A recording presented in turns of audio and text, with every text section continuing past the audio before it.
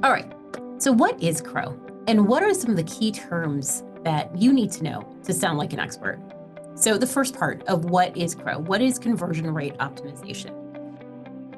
It seems scary, but it's not. It's really all about getting that customer to do the next best step on your website. So if you're thinking about, this customer has come to my homepage, I really want them to get to a product page and then eventually check out. How do we get that customer to that product page? Let's say you're a B2B SaaS. You want that customer to fill out a lead gen form.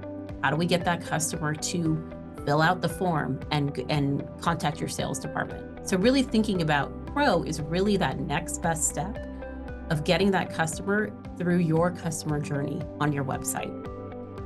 It involves analyzing user behavior, testing different elements, and making data-driven improvements.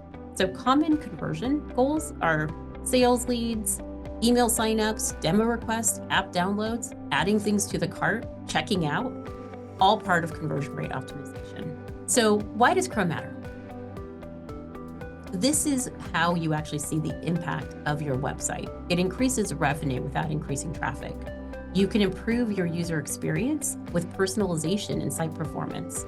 You're getting that customer through your website. And it also lowers customer acquisition costs by maximizing the value of the existing traffic that's coming to your website. So how do you sound like an expert?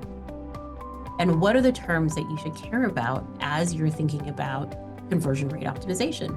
First one always that comes up is stat sig. So stat sig is the gold standard value that enough people have seen your variant of your test. And it will confirm whether that is a winning test or a losing test. And that's really all it is. It's that understanding of how many customers actually seen that variant. Now, you may not always reach stat sig, and that's okay as well.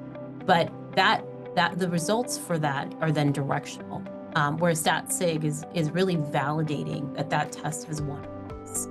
Another term that comes up a lot with Web Experiment is client side versus server side.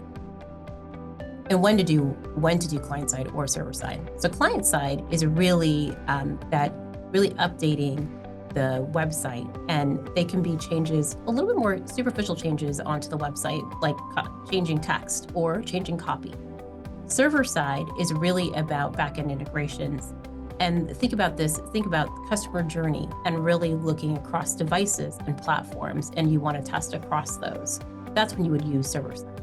Another term that comes up a lot is split URL testing. What is split URL testing? So this is allowing you to, when you come to a website, you actually get redirected to a different URL. And split URL testing is great for wholesale changes that you're going to have on a website. So you're not just changing one or two things like you would in an A/B test, but you might have a complete redesign. And that's what split URL testing is great for. And the last term that comes up a lot is MAB versus A/B testing.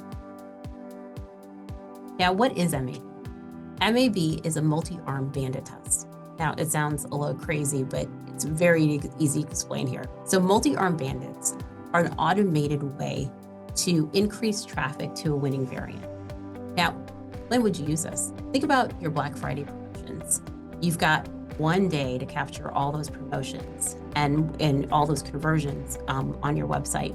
So you want to use a multi-arm bandit to really, for that winning variant, so you can get as many conversions for that Black Friday promo. So seasonality is great, and it's an automated way to capture seasonality. A/B testing is a lot more classical in the sense that it's a 50-50 split. You would have potentially 4 to 6 weeks of testing 2 different variants, or you might have more, but 50-50 and really just to understand, which variant outperforms